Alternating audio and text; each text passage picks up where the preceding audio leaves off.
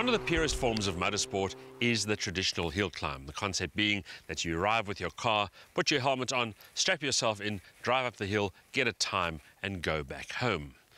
It's a pretty nice concept, except that we live in Joburg, and one of the most famous hill climbs in South Africa is the Jaguar Simola Hillclimb, which happens to be in Knysna. So we found ourselves a really sporty car, an Alfa Romeo 4C to be exact, and we're embarking on a trip that'll start in Johannesburg, wind its way all the way down to Knysna, about 1,200 kilometers or so. Then we're going to enter and campaign this car in the Jaguar Simola Hillclimb, and hopefully, if everything goes well, drive back again. Let's see if we're up to it, and just how well the car does too. There's no doubt that the Alfa Romeo 4C is a head-turner, but the beauty of the low-slung two-seater is much more than skin deep. Handcrafted in limited numbers in the Maserati factory, it employs the kind of advanced tech usually found in top-end supercars. Its carbon fiber tub ensures tremendous stiffness combined with low weight and a reduced center of gravity. The power-to-weight ratio is almost 200 kilowatt a ton.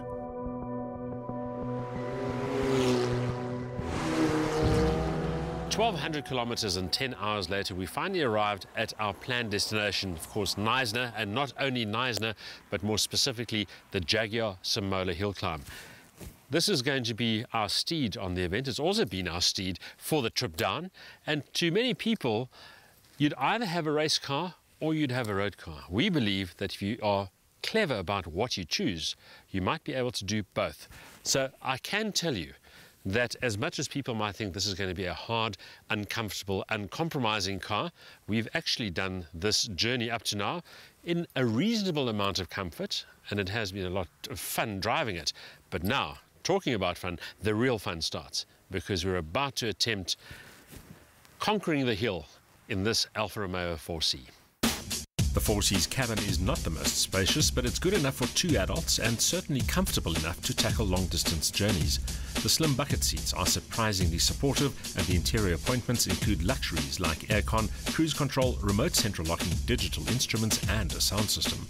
But the sports exhaust turns conversation into a shouting match, and the unassisted steering requires constant supervision even in a straight line. The cabin execution is functional, with the exposed carbon fiber the focal point.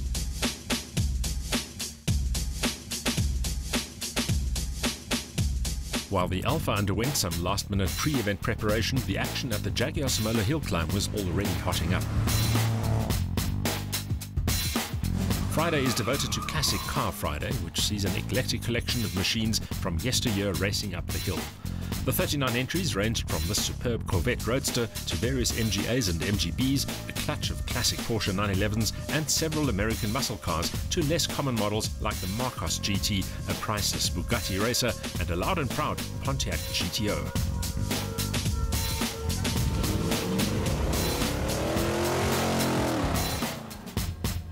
Classic Car Friday is a bit like a South African Goodwood revival, with many marshals, competitors and even spectators wearing period costume, while several of the cars are even older than the drivers. Spectators get to see rare cars driven in anger, a much better spectacle than any static museum can offer. Needless to say, some were quicker than others.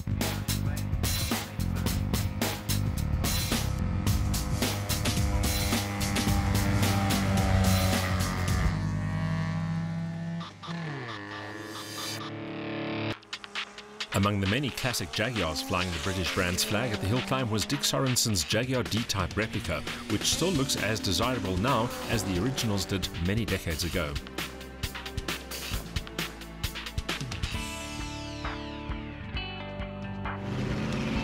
The big red Mercedes-Benz 280 SE, piloted by Norman Frost, is an authentic reproduction of the racing sedan that started the AMG ball rolling.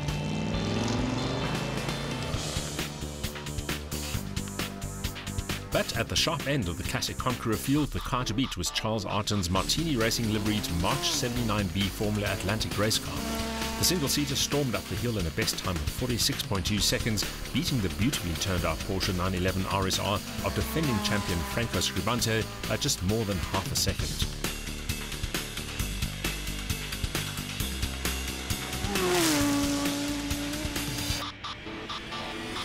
Rounding out the top five were Ross Lazarus in the Ford GT40, Anthony Ashley's Lotus 7 and the Porsche 911 of Brent Watts.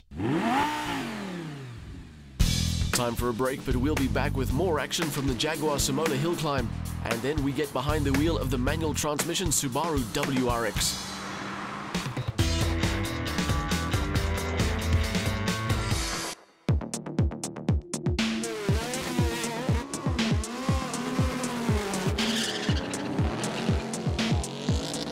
The main event of the Jaguar Simola Hillclimb is the King of the Hill, in which 80 seeded entries spend 2 days trying to set the fastest time up the infamous Simola Hill.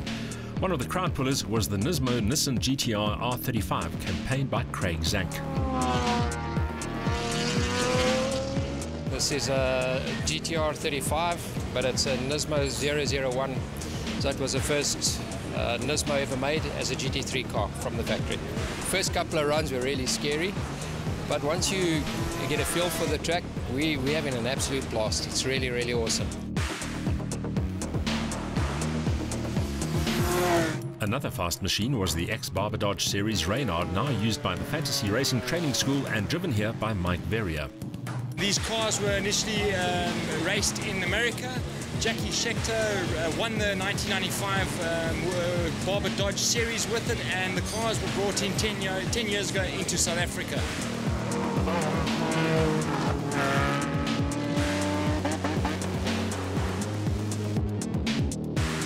Meanwhile, the RPM TV Alfa Romeo 4C was attracting a lot of attention. With only 15 cars in the country, the little coupe isn't often seen on our roads, let alone being campaigned in anger. And as predicted, its combination of impressive power-to-weight ratio and nimble handling made it an ideal hill climb entrance. It's day 2 of the Jaguar Simola Hillclimb, and we've had a fair amount of time to find out what this Alfa Romeo 4C is really like driving up the hill. And I have to say, it's pretty good, as it promises on paper, with a mass of just under 900 kilograms, a power output of 177 kilowatts, and as we found out, very nimble through some of those twists and turns. Time-wise, we're managing times below 50 seconds at this stage. Pretty happy about that. And considering my track record at this event last year, the happiest thing about this event so far is that the car is still pretty and in one piece.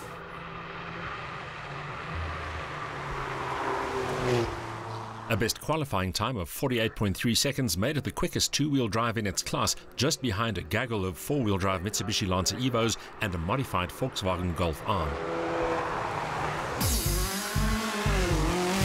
Up front, though, the fight for top honours was on. Last year's winner, Franco Scribante, was back in his Chevron B19, looking for a second win and a record time.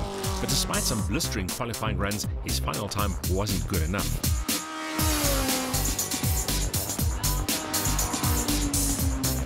One of the front-runners was Sab Gualtieri, whose heavily modified BMW 335i kept many of the more fancied Nissans honest.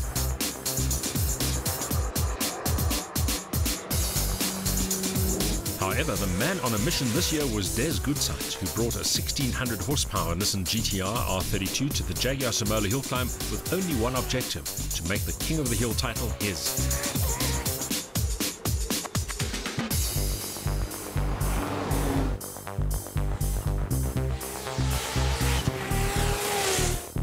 And he did just that, setting a new record time of 40.148 seconds in the process. That's going to be a very difficult time to beat. Gualtieri's BMW was a surprise second, with Darren Goodmans taking the final podium spot. When we left Johannesburg 5 days ago, we knew a couple of things. We knew that we had an Alfa Romeo 4C at our disposal, which we would enter in the Jaguar Simola Hillclimb. What we didn't know is just how well this car would fare over a 1,200-kilometre journey. And once we got there, whether it in fact would be competitive against some pretty fast and spectacular cars. Well, we've managed to do just about all of it. We have driven the car all the way down to Knysna. It has been a fantastic road trip, and I have to say, despite these compact dimensions and a fairly stiff suspension and a carbon fibre chassis, it's been supremely comfortable, which was a big surprise. We've entered the Jaguar Simola Hillclimb, and we've done pretty well with a best time of 48.8 seconds, and that's been quicker than a lot of much more fancied and much more powerful cars. And now, as you can see, we're on our way back to Johannesburg. We have Marienspoort behind us. We have about 1,000 kilometers to go, but knowing what we know now, that journey is going to be an absolute pleasure. And the biggest problem here is going to be to have to give the Alfa Romeo back at the end of it all.